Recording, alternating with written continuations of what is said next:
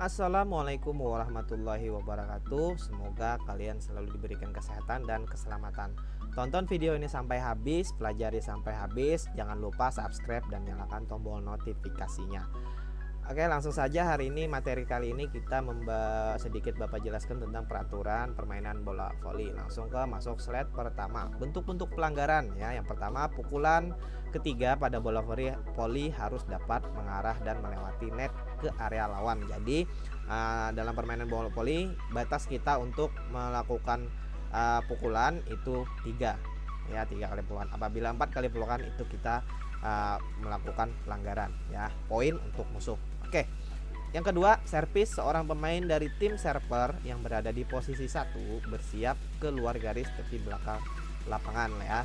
Jadi ada bentuk susunan daripada posisi permainan bola voli 1, 2, 3, 4, 5, 6 ya. Yang satu itu adalah bertugas sebagai server atau tukang servis ya, tukang servis. Oke. Nah, rotasinya juga ada di materi kemarin ya. Kemudian yang ketiga, jika bola belum menyeberang ke area lawan setelah pukulan ketiga, maka akan dianggap sebagai sebuah pelanggaran. Minimum pemain bermain di lapangan adalah 4 orang. Jadi apabila masih 4 orang masih bisa bermain. Apabila kurang daripada 4 orang itu kita dianggap dis atau kalah ya. Kemudian pertandingan berlangsung 5 babak, best of 5. Nah ya kan. Sekarang pertanyaan Bapak ya, apa itu best of 5 dalam pertandingan bola voli? Silahkan dijawab, tinggalkan jawabannya di kolom komentar di video ini ya. Oke. Kemudian yang terakhir, sistem hitungan yang digunakan adalah 25 rally point. Jadi 25 poin.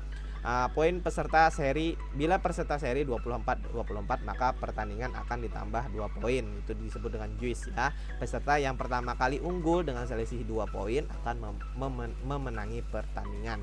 Oke, slide selanjutnya. Setiap pemain hanya diizinkan menyentuh bola sebanyak 1 kali sebelum dioper ke pemain lain atau teman ya. Pelanggaran yang lain adalah penggunaan waktu lebih dari 8 detik ketika melakukan servis.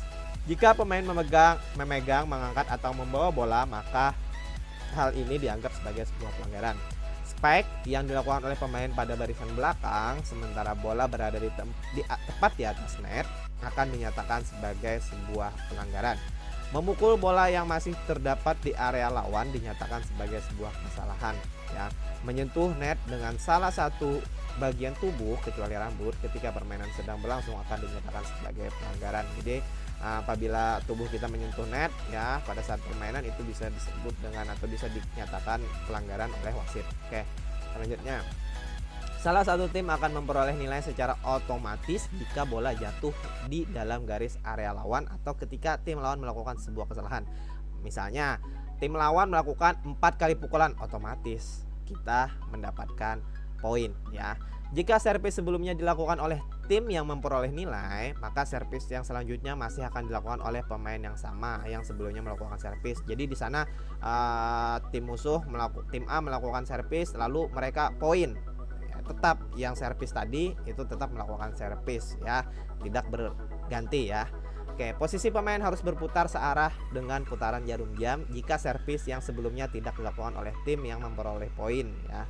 Pertandingan pada setiap set akan berakhir ketika salah satu tim memperoleh poin 25, tambahan 2 poin apabila terjadi juice, yaitu apabila skor sama 24-24.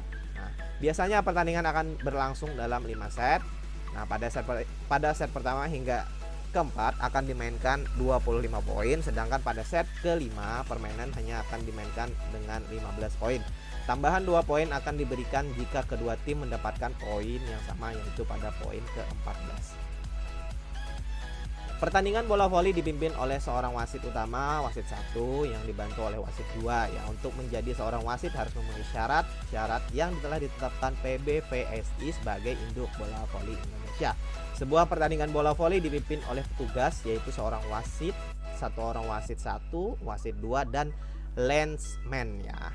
Apa itu linesman nanti ada penjelasannya di slide berikutnya. Kemudian Wasit, syarat-syarat menjadi wasit bola voli ya, sehat jasmani dan rohani, itu tentunya berbakat menjadi wasit, memiliki ketertarikan terhadap permainan bola voli, minimal lulus SMA atau sederajat, berumur antara 20 sampai 40 tahun, berdedikasi tinggi menjadi anggota salah satu perkumpulan bola voli, yang terutama harus bisa menjadi pengadil di lapangan bola voli ya gitu.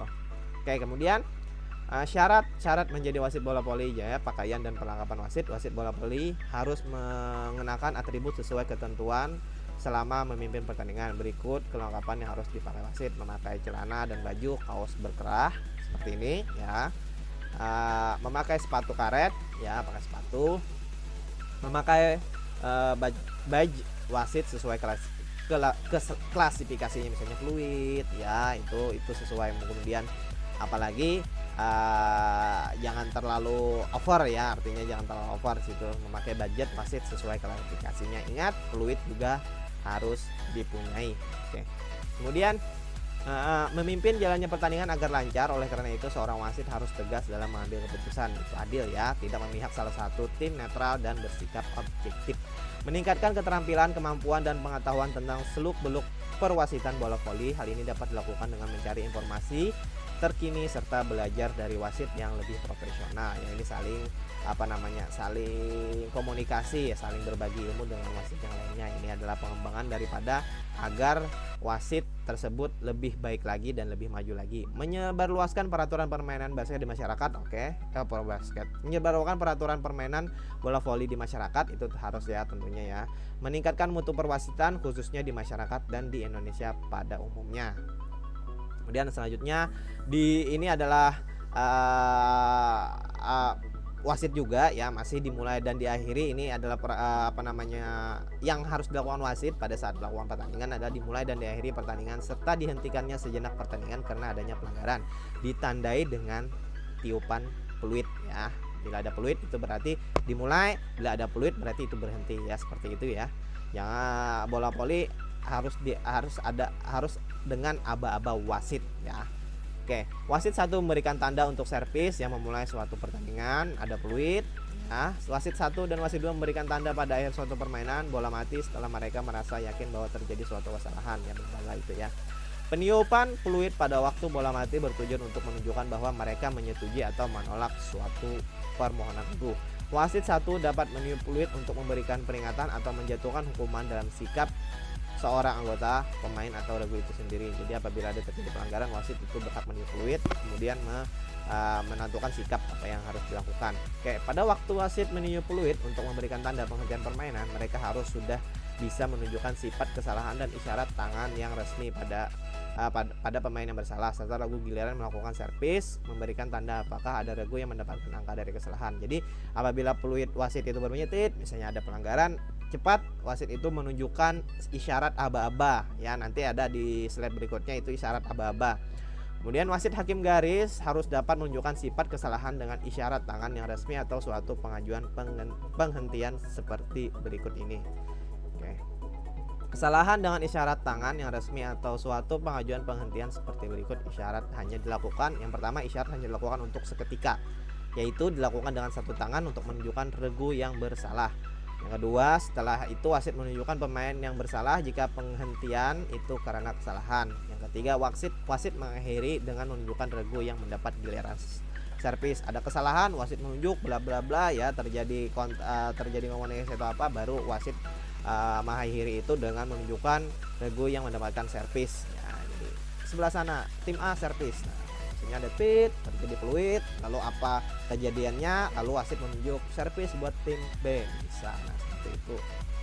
Oke, posisi wasit selama menjalankan tugasnya, wasit 1 dan wasit 2 menempati posisi di sisi kanan dan sisi kiri lapangan sesuai dengan ketentuan berikut ini. Wasit 1 berada dalam posisi duduk atau berdiri di atas kursi wasit yang berada di salah satu ujung net. Area pandangan kira-kira 50 cm di atas garis horizontal permukaan atas net. Jadi wasit 1 itu harus berada lebih tinggi daripada wasit 2 ya, pada wasit 2. Oke.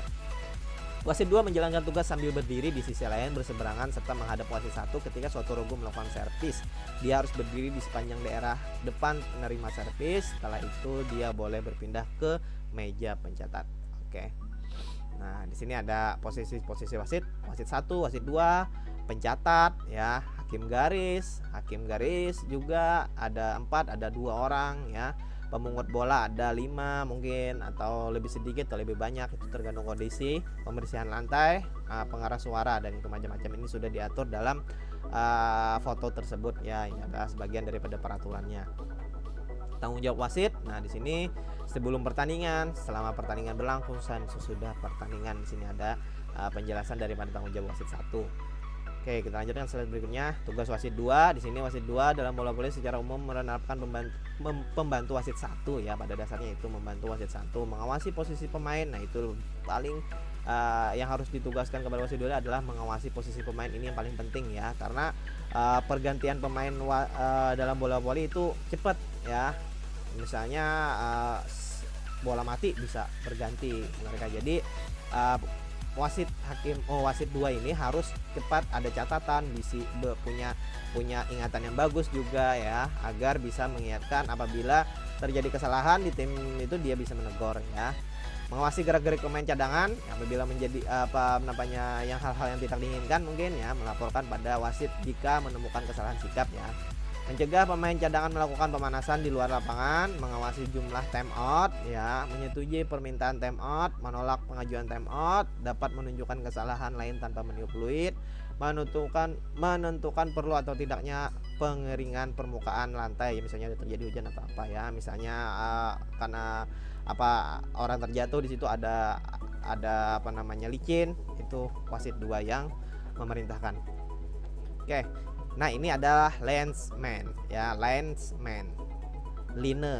Ya, itu ada hakim garis, kalau yang kita sebut udah hakim garis iya. Seperti itu.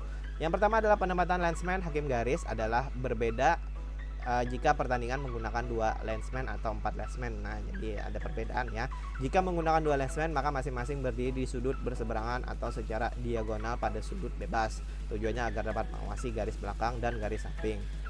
Jika menggunakan 4 linesman, masing-masing berdiri di daerah bebas pada jarak kira-kira 1-3 meter dari tiap sudut lapangan. Posisi mereka menghadap perpanjangan garis imajiner yang harus diawasinya. Jadi ada tadi di atas kan foto tentang linesman tadi, posisi-posisi tadi juga, wasit di mana, wasit 1 di mana, wasit 2 di mana. Di situ ada juga hakim garisnya ya, posisi hakim garis.